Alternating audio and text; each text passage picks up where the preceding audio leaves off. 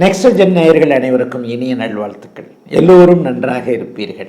இப்பொழுது 2026 ஆடி மாதம் மேஷம் முதல் மீனம் வரையிலான ஒரு 12 ராசிக்காரர்களுக்கு எப்படிப்பட்ட என்ன பலன்களை தரும் அப்படின்னு பார்த்துடலாம்.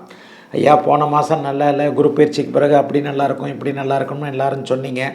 ராசி பலனை கேட்டு கேட்டு சலிச்சு போனது தான் மிச்சம். நான் ஒன்றும் பெருசாக நல்லா இல்லைங்களே அப்படின்னு சொல்கிறவங்க எல்லாருக்குமே இந்த மாதம் எப்படிப்பட்ட தன்மையில் இருக்கும், ஓரளவுக்கு நல்ல பலன்களை கொடுக்குமா, சாதகமற்ற தன்மைகள் ஏதாவது நீடித்து கொண்டே இருக்குமா என்பதெல்லாம் இப்போது கண்டிப்பாக பார்க்கலாம். சரி, இந்த மாதாந்திர பலன்கள் எப்படி சொல்லப்படுகிறது? அடிக்கடி நான் சொல்லுவேன், ஒரு எல்லா அமைப்புகளையும் ஒரு முன்னுரையாகவே சொல்லுவேன். வருட பலன்கள் என்று சொல்லப்படக்கூடிய குரு, சனி, ராகு, கேதுக்கள் அந்தந்த கிரகங்களுடைய ஒரு பெயர்ச்சியை வச்சு சொல்லப்படுகிறது. 2.5 வருஷத்துக்கு ஒரு தடவை சனி பயிற்சி நடக்குங்க. அப்போ அந்த 2.5 வருஷத்துக்கு ஒரு தடவை சனி ஒரே வீட்டில் இருக்கிறார் இல்லையா, அதை வச்சு சனி பயிற்சி பலன்கள் சொல்லப்படுகிறது. குரு பயிற்சி 12 மாதத்துலேருந்து 13 மாதம் வரைக்கும், ஒரு வருஷத்தில் ஒரு கொஞ்ச நாள் கூட இருக்கும்.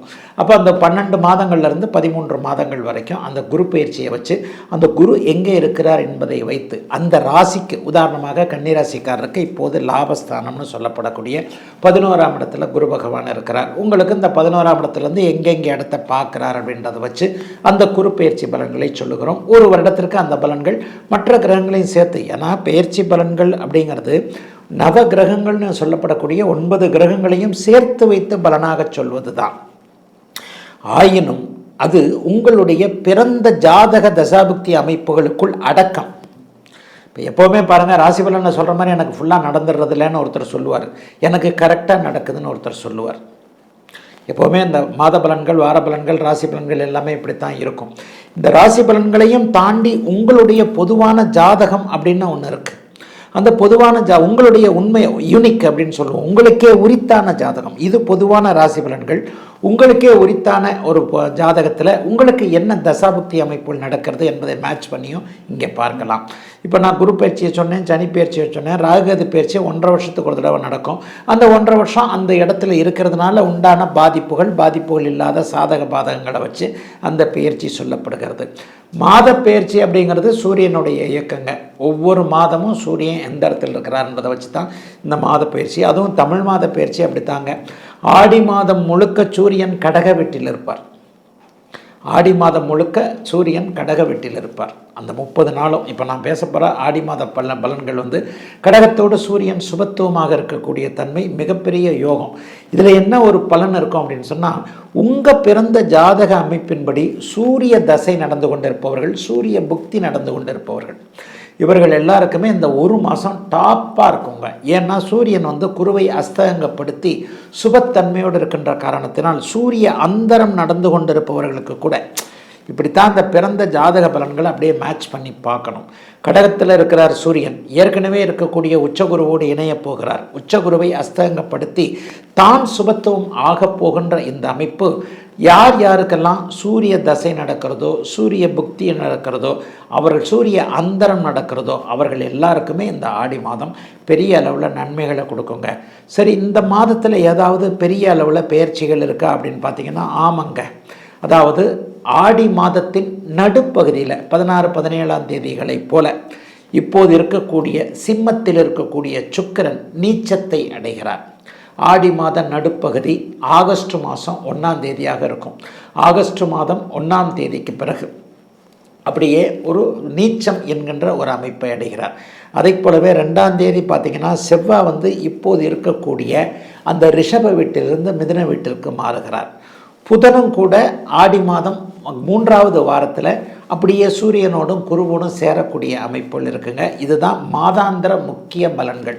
ஆக இதை வைத்துத்தான் உங்களுக்கு எந்தெந்த நிலைமைகளில் இந்த பலன்கள் எப்படி நடக்கும் அப்படிங்கிறது சொல்லப்படுகிறது.